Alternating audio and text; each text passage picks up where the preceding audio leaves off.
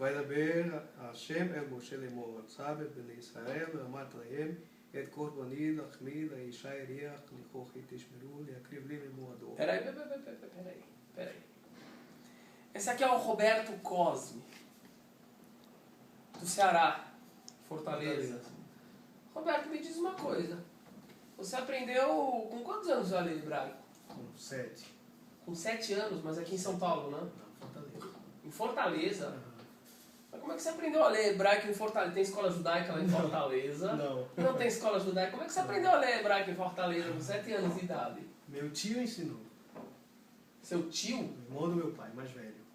Mas por que teu tio te ensinou hebraico? Porque um tempo da vida dele ele descobriu que era judeu.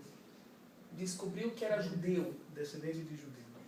Descendentes de judeus, você está querendo dizer de judeus que foram forçados pela coroa portuguesa a se converter. Galera, essa história, a história do Roberto Cosme, do tio dele e da família dele, é a história de milhões de brasileiros que são descendentes de judeus que foram forçados a se converterem há muitos séculos atrás pela coroa portuguesa, tá certo?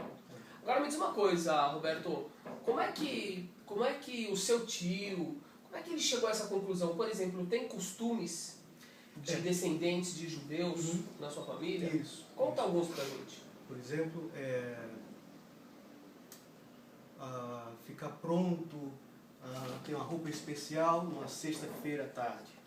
Na sexta-feira à tarde? À tarde. Enquanto que os católicos normais tomavam banho à tarde, do domingo ou pela manhã do domingo para ir para a missa, a família do meu pai tomava banho para ficar na rua, na calçada, olhando o movimento da rua, à sexta à tarde.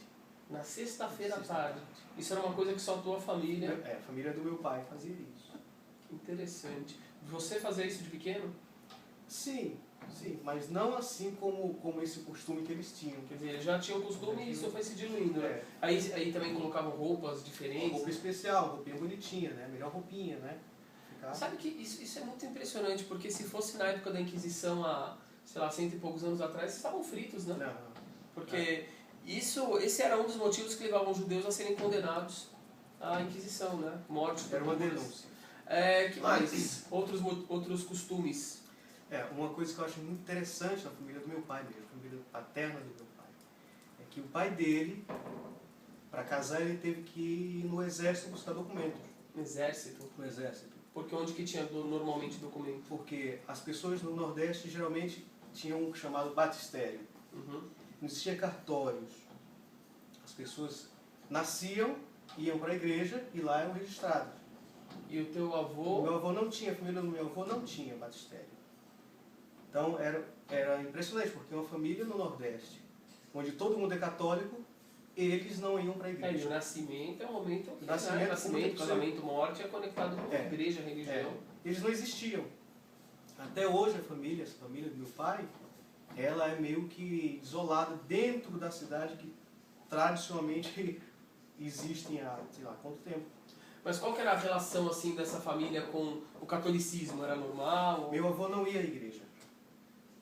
A família dele não gostava de igreja. Não gostava de igreja? Não gostava. E falavam isso?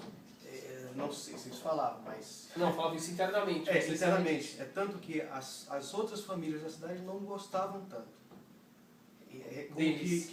Como que isolavam eles. Entendi. E eles se isolavam dentro. E mais algum costume, assim, aqueles de varrer? Varrer casa, isso. Também teve... Varrer casa da frente para dentro de casa, né?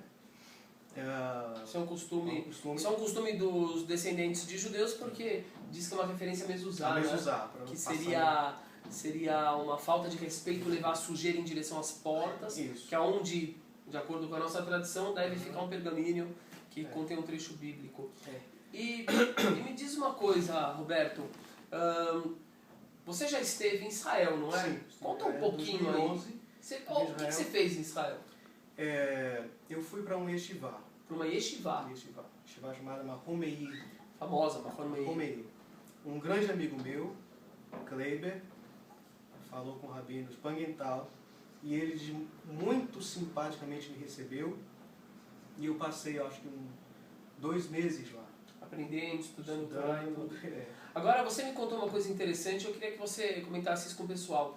Você me disse que algumas vezes em Israel, quando você falou o seu sobrenome, pessoas falaram, é um sobrenome de descendente de judeu. A senhora que toma conta do Ulpan, quando eu fui me inscrever, ela perguntou o nome da minha mãe, da família da minha mãe. E eu disse que era Matias. Ah, Marano. Marano, ela falou. Outra pessoa também foi o Rabino Zinkiewicz, que ele é responsável pela parte das pessoas que vão para fazer a conversão. Certo. Então ele pega a documentação e ele estava lá na mesa, Rabino Spanital, e ele perguntou o sobrenome da minha mãe, da minha avó. Aí eu disse Matias. Aí ele olhou para o Rabino Spanital, Marrano.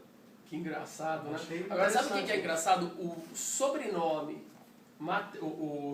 da minha avó paterna de solteira é Matatias. Então a gente é da família. De repente a gente é da família lá atrás. Que coisa maravilhosa, hein? E você vem praticando o judaísmo, você vem vivenciando o judaísmo, e aí você faz as rezas, tudo, o Shabbat. E sua família inteira, assim, pais, irmão?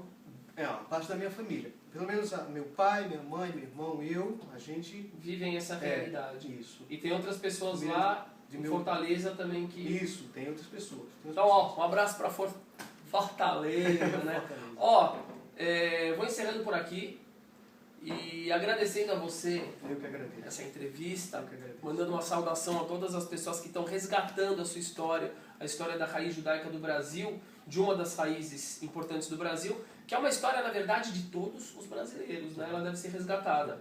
E esperando aí que essa conscientização leve a um consenso aí, né, do Estado de Israel, do Rabinato, em relação ao status, né, de reconhecimento dessa população toda, que tem uma demanda muito importante e que deve ser reconhecida, essa demanda, como uma demanda,